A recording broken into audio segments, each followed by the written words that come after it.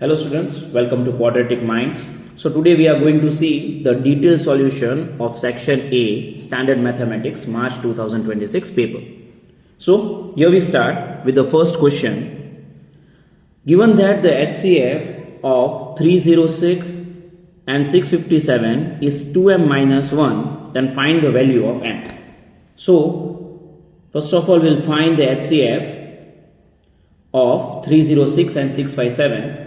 And the HCF of 306 and 657 is 9. So HCF of 306 and 657 is 9. And given that the HCF is 2m minus 1, so 2m minus 1 is equals to 9. So 2m is equals to 9 plus 1. So 2m is equals to 9 plus 1, 10. So m is equals to 10 divided by 2. So we get m is equals to 5. So for the first question, the answer will be option C, 5. Let's switch to the next one. If two zeros of cubic polynomial ax cube plus bx square plus cx plus d are 0, then the third zero will be.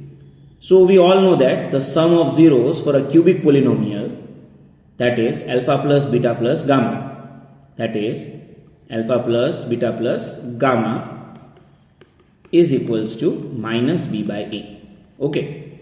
And given that two of its zeros are 0, so 0 plus gamma will be equals to minus b by a. So finally the third zero will be equals to minus b by a, that is option B. Next we have the lines are dashed for a pair of linear equation 3x plus 2y minus 4 equals to 0 and 2x plus 4y minus 12 equals to 0. So first of all we'll write the A1. A1 is 3, B1 is equals to 2 and C1 is equals to minus 4. A2 is equals to 2, B2 is equals to 4 and C2 is equals to minus 12. So first of all, let us take the condition A1 upon E2 which is not equals to B1 upon B2, that is for intersecting lines. So if we take our A1, here A1 is 3 and A2 is 2 and B1 is 2 and B2 is 4. And if you just solve this, 3 by 2 is 1.5 and 2 by 4, that is 1 by 2, that is 0.5. So this is not equal to each other. Therefore, it's simple, option A, intersecting lines. Next question, the value of k for quadratic equation kx in bracket x minus 2 plus 6 is equals to 0 is dash if it has two equal roots. So we all know that if the roots are equal, then the discriminant is equals to 0. If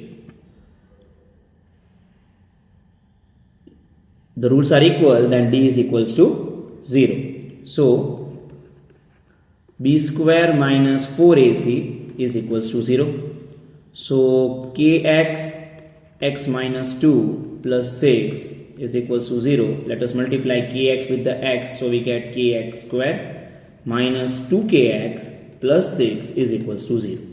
So here the b we will have minus 2k, a will be equals to k and c will be equals to 6. And putting this thing in our discriminant's value, that is b square minus 4ac, which is equals to 0 because the roots are equal.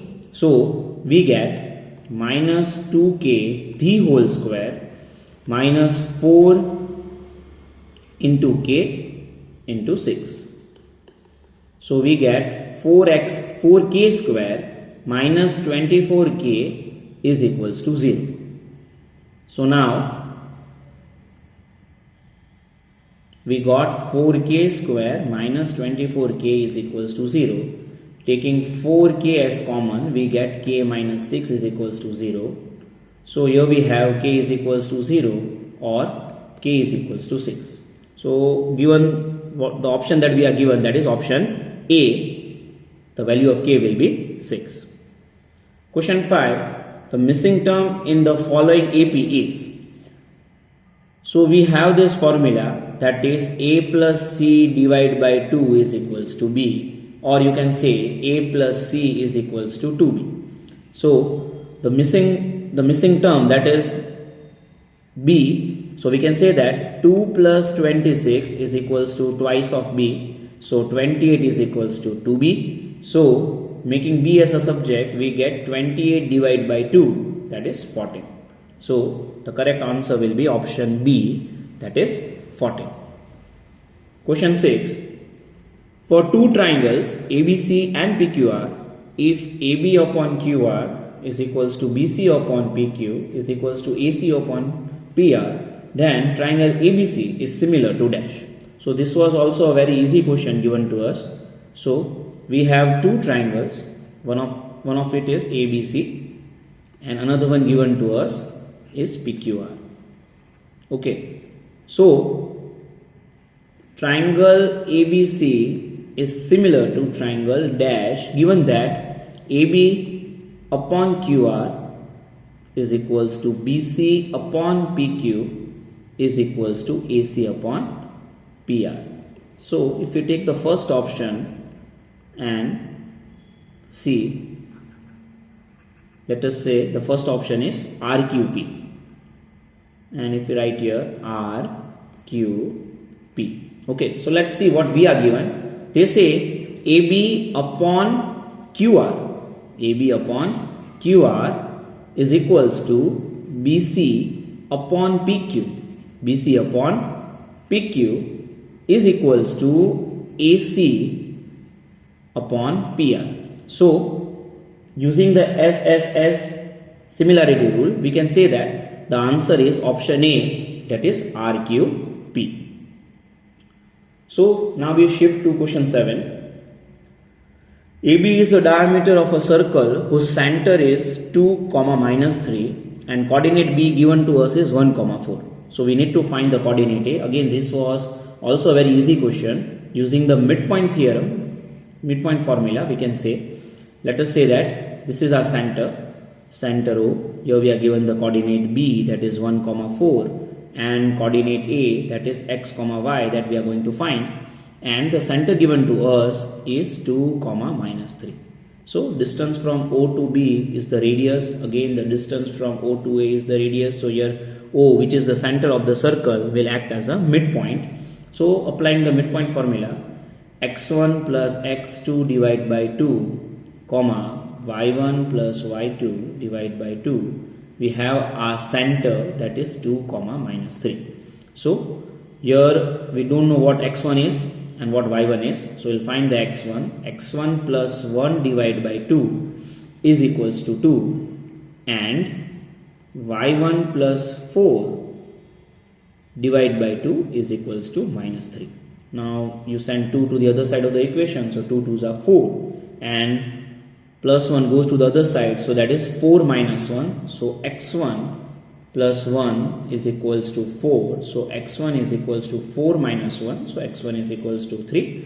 And if you can see the options given to us, there is only the first option, that is 3, -10, where the first coordinate is 3, that is the x coordinate. Again, let us also see for y. y1 plus 4 is equals to -6. Taking y1 as a subject, we get -6 minus 4. So y1 is equals to -10. So the correct option will be the first option given to us, that is 3, -10. Next one, again it's a textbook sum. 1 plus tan theta plus sec theta into 1 plus cot theta into cosec theta is equals to dash. So let's see how this is done. 1 plus tan theta plus sec theta. Then we have 1 plus cot theta minus cosec theta. Okay, so 1 plus, we can write tan theta as sin theta upon cos theta, and sec theta can be written as 1 upon cos theta. Okay, and here we have 1 plus cos theta upon sin theta, that is cot theta, and cosec can be written as 1 upon sin theta. So now we shall take the LCM for the individual brackets. So we have cos theta plus sin theta plus 1 upon cos theta. Okay, and here we have sin theta plus cos theta minus 1 whole upon sin theta. Okay, so now let us say that we consider this thing as A plus B. Let us say this is A, this is B. Again we are considering this thing as A and this thing as B. So here we can see that we can use the identity A plus B, A minus B. So what is A plus B into A minus B? Can this thing be written as A square minus B square? That is sine theta plus cos theta the whole square minus 1 square, and in the denominator we can say that is cos theta dot sine theta. Okay, so further we will expand this sine theta plus cos theta the whole square using the identity A plus B the whole square, that is A square plus 2AB plus B square. Okay, so let's see, we have sine theta plus cos theta the whole square minus 1 square upon sine theta cos theta. So here we'll have sine square theta plus 2 sine theta cos theta plus cos square theta minus 1 whole upon sine theta dot cos theta. So sine square theta plus cos square theta will be 1. So 1 plus 2 sine theta dot cos theta minus 1 whole upon sine theta dot cos theta. So now 1 minus 1 is 0, and then we are left with 2 sine theta cos theta upon sine theta cos theta. So sine theta cos theta will get eliminated. So what we are left with is, that is 2. So for blank number A, the answer will be 2. Next, question 9. Here many students found it difficult because they read the question wrongly. So a tangent PQ at a point P of a circle of radius 5 cm. So what they are trying to say is, let us say we have a circle, okay, with center O, and a tangent PQ at a point P of a circle M. So let us say we have a tangent that is PQ. So this is point Q, this is point P, and this is the distance from the center, and this is the radius given to us, that is 5 cm. Okay, and PQ is given to us as 12. PQ given to us is 12. So we need to find OQ. So this angle is 90. So obviously this will be the hypotenuse. So OQ will be under root 12 square plus 5 square, which will be equals to 144 plus 25, that is under root 169, which is equals to 13. So the answer will be 13. Next, question 10. This is also an easy question. If the radius of a sector is double, let us say that initially the radius is r, and now the new radius given to us will be 2r. If the radius of a sector is double and the angle of the sector is kept unchanged, let us say initially the angle given to us is theta, and again when you are having the radius doubled, the theta doesn't change, the theta remains as it is. So what is the formula to find the sector area of a sector? That is pi r square theta divided by 360 degree. Okay, so this is the original area of the sector, and now the radius is double. So we will write pi in bracket 2r the whole square into the angle divided by 360 degree. And what was the given area? What was the original area? That is pi r square theta by 360, when the radius has not changed. So we subtract that, that will be pi r square theta upon 360 degree. Okay, so now the square of 2r will be 4r square. Okay, so we'll have pi into 4r square theta upon 360. So let us write it down. So it will be 4 pi r square theta upon 360. Okay, so what was the original area? The original area was pi r square theta by 360. They haven't asked us the difference. They have only asked the area of the new sector will be dash times the area of the original sector. So no need of subtracting this. If they have asked it has increased by how much, then we should have subtracted. So we'll avoid this. So the original area, that is pi r square theta by 360, and the new area is 4 into pi r square theta by 360. We have taken 4 out. So this was the original area, that is pi r square theta by 360. So it becomes 4 times. So the answer will be 4. Again, 11 is also easy. It was asked in the earlier board's paper. If a lemon is cut into 4 equal parts, then the total surface area of one part will be dash. So that is easy again. It's 2 pi r square. We will see these blanks in more detail in our further chapter wise MCQ series. So currently for 11th question, the answer will be 2 pi r square. Again, the 12th one is also easy. You can just simply use the formula. Here they have asked for the median, and we know that median is equals to L plus in bracket n by 2 minus Cf upon f into h. So all the values were given to us. We just need to put the values at the respective places, and at the end we'll get the value 149.0203. Okay, so your option is 03. So this will be our answer for the 12th question. So now let's switch to the 13th one. The probability of an event can be dash. So we all know that probability of an event can be equal to 1 or less than 1, can be greater than 0 or equal to 0, but it cannot be greater than 1. It cannot be greater than 1. And here they say it is one integer 3 by 4, that is 1.75, which is greater than 1. So obviously the answer will be false, because the probability of any event lies between 0 and 1. It can be 1, it can be 0, keeping the situations in mind, but it cannot be greater than 1 or it cannot be less than 0. So next, a linear equation in 2 variable has infinite solution. So it is simply a chapter 4 of standard 9, where we were just given a single linear equation in 2 variable, and we all know that in standard 9 we were just given a single equation, and we know that the answer will be infinite solution. So the answer will be true. 15th question. If quadratic equation 6x square plus bx minus 6 is equals to 0 has opposite roots, then b is equals to 6. So let's see what we are given. 6x square plus bx minus 6 equals to 0. And what they say, the roots are opposite of each other. That means if one of the root is alpha, another will be minus alpha. So if you take the sum of zeros, that is alpha plus beta, which is equals to minus b by a, since the roots are opposite of each other, that is one is alpha, another one is minus alpha, that is alpha plus beta will be equals to 0. So 0 is equals to minus b by a.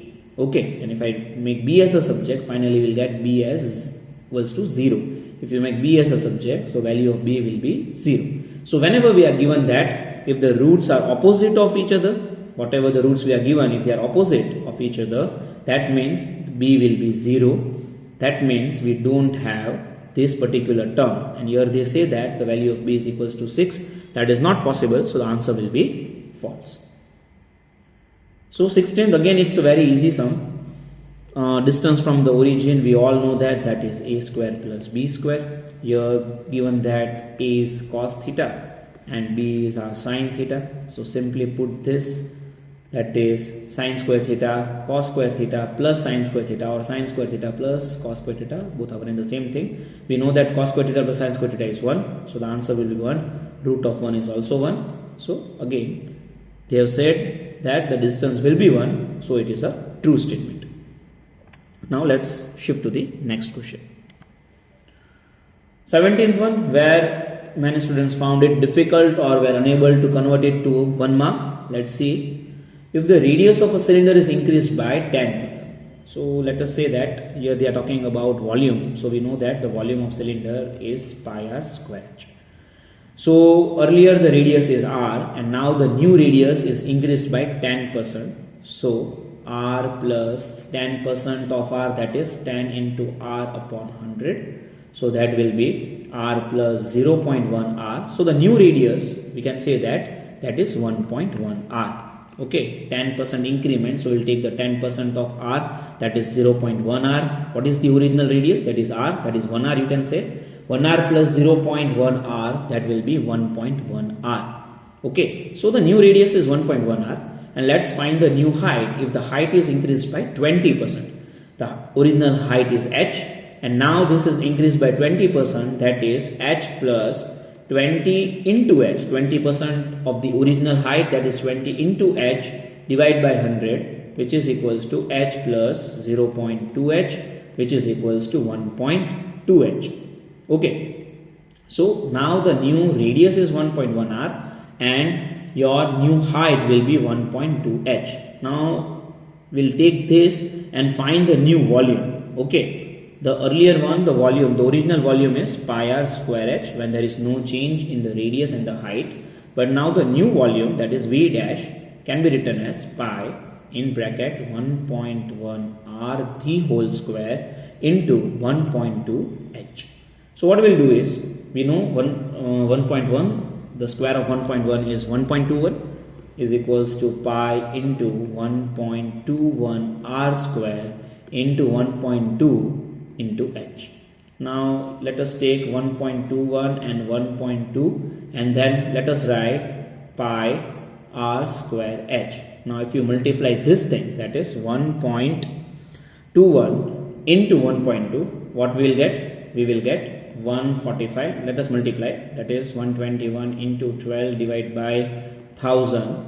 Okay, so 1 to 1 into 12, we get 1 to 1 0, 2 4 and 2. So here we get 1452. Okay, so we got 1452 divided by 1000, that is 1.452.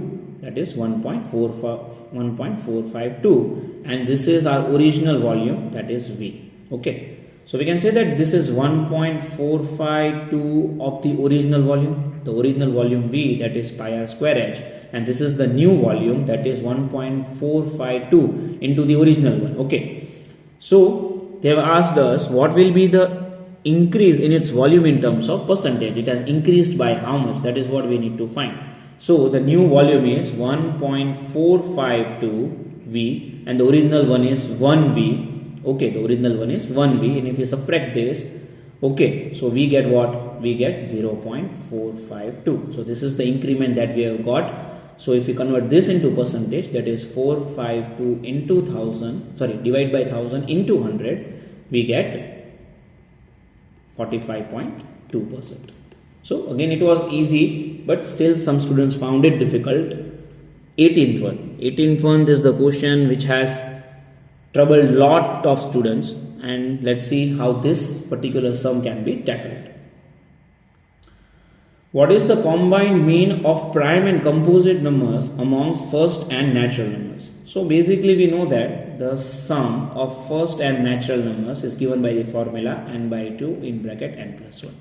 So now indirectly what they are trying to say is, okay, they want the mean, that is x bar is equals to sigma xi upon the total observation, that is n. They want to find the mean, but given the condition that all the numbers should be prime and composite, the mean has to be taken of prime numbers and the composite numbers altogether. So we know that 1 is the number which has to be excluded from this list. Natural number starts from 1, 2, 3 up till infinite, and we don't want to include number 1. So practically it starts from 2, 3, 4, 5, 6 up to infinite.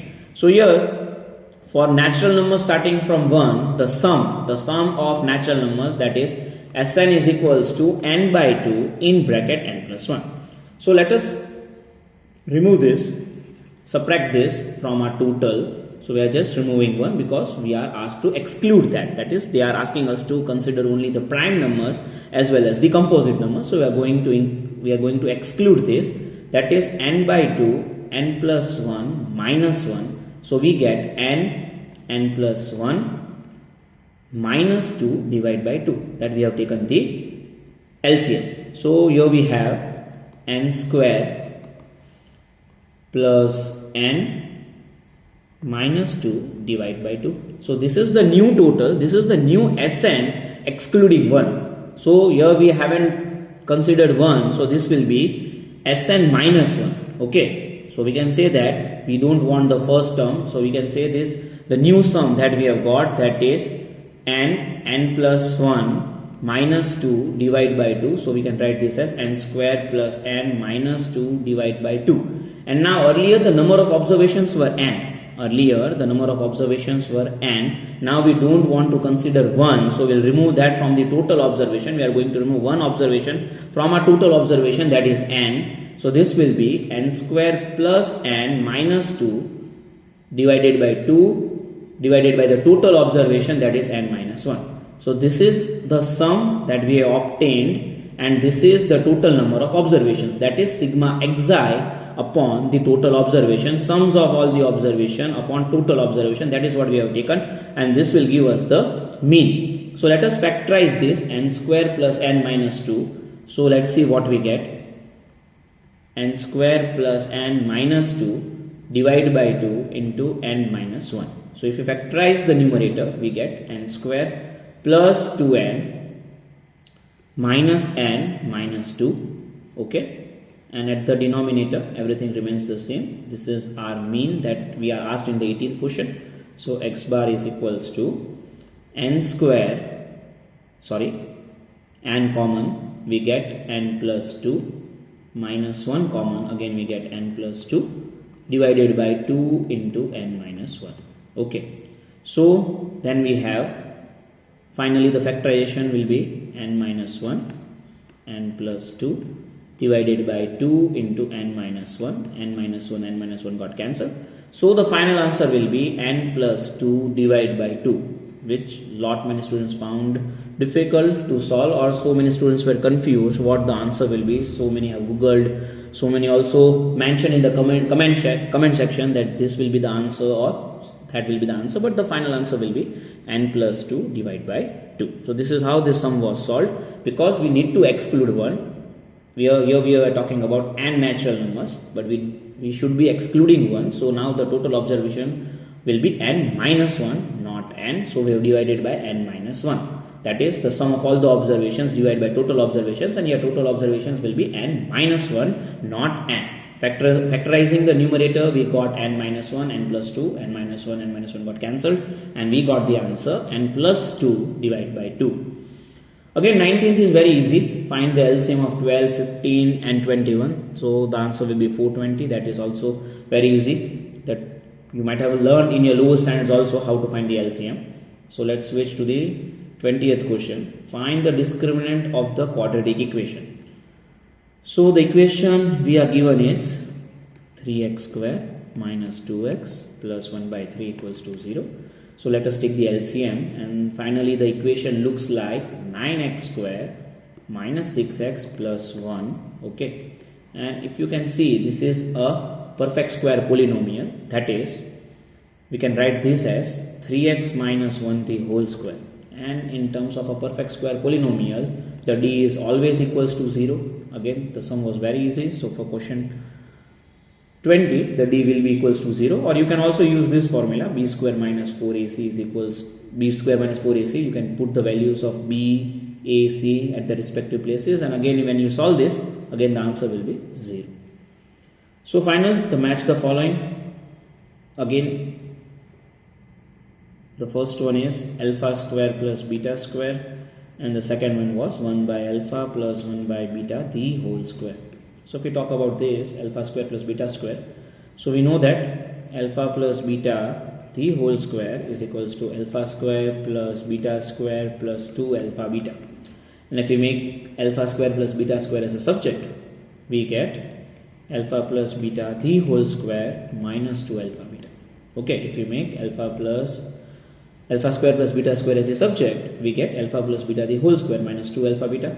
We know that what is the sum of zeros, that is minus b by a, but we need to take the square of minus b by a, so that will be b square by a square. We know the product of zeros, that is 2 into c by a, and now if we take the LCM, so again a has to be multiplied with the numerator and the denominator, so the final answer will be b square minus 2ca upon a square, and that is the option B, that is b square minus 2ac upon a square. So in 21 the answer will be B, and if you talk about 22, so first of all again we'll take the LCM, that is 1 upon alpha plus 1 upon beta, so this can be written as alpha plus beta upon alpha beta the whole square. Okay, so we know alpha plus beta, that is minus b by a, we know alpha beta, that is c upon a and a got cancelled, and just we need to take the square. So the answer will be b square upon c square, and that is option C. So in the 22nd match the following, the answer will be C, and this is how it is done. Last, we need to represent tan A and sec A in terms of sine. So again, this is also very easy. Okay.